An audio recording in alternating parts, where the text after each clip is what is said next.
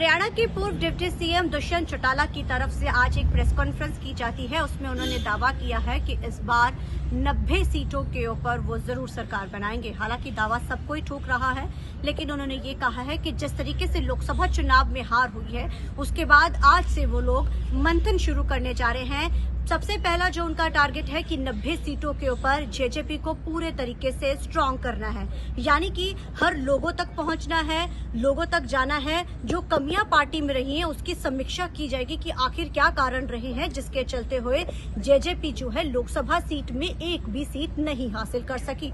अब ऐसे में आज से बैठकों का दौर है वो शुरू हो चुका है और खुद इसकी जो जानकारी है वो दुष्यंत चौटाला की तरफ से दी गई। उन्होंने यहां तक भी कहा कि वो कांग्रेस को समर्थन देने के लिए भी तैयार है, लेकिन वो सिर्फ राज्यसभा सीट के, लेकिन वो कोई सामाजिक शख्स या वो होना चाहिए जिसके तहत चाहे वो खिलाड़ी हो या फिर कोई इस तरीके का जो समाज से साथ जुड़ा हुआ शख्स होगा। तो राज्यसभा में अगर उनके पास कोई जो मेंबर्स नहीं है या उम्मीदवार नहीं है तो वो इसके साथ समर्थन देने के लिए पूरे तरीके से तैयार है। लेकिन विधानसभा चुनाव में वो किसी भी तरीके से जो है समर्थन जो है किसी भी पार्टी को नहीं करेंगे। खासतौर के ऊपर उन्होंने ये बात तो आज क्लियर कर दी है कि भाजपा के साथ उनका समर्थन देना सबसे बड़ी गलती थी। बेशक वो 9.5 साल सरकार के साथ उन्होंने काम किया, लेकिन इस साल में कई ऐसी चीजें सामने आई जिसको लेके उन्होंने विरोध भी जताते थे सरकार में, लेकिन कहीं ना कहीं ऐसी चीजें हो जाती थी जो चीजें खुलकर नहीं आ पाती थी।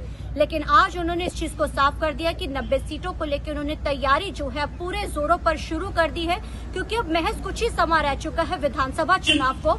और उससे दूसरी बात उन्होंने इस चीज का भी साफ कर दिया है कि जहां आज बैठकों का दौर शुरू हो रहा है, राज्यसभा सीट के लिए भी वो कांग्रेस के साथ समर्थन के लिए तैयार है, लेकिन विधानसभा चुनाव में वो कोई भी गठबंधन नहीं करेंगे। आने वाले समय में किस तरीके के सिनेरियोज बनते वो बात अलग है, लेकिन हाल फिलहाल उन्होंने ये कहा है कि भाजपा के साथ जाना भी उनकी सबसे बड़ी गलती थी जो वो समर्थन में गए थे। लेकिन आने वाले समय में अगर वो सीटें ज्यादा भी अगर वो लेते हैं तो किसी भी तौर के ऊपर वो अब जो है गठबंधन में भाजपा के साथ नहीं जाएंगे। कैमरामैन राजेंद्र के साथ चंडीगढ़ से TV9 के लिए अमनप्रीत कौर।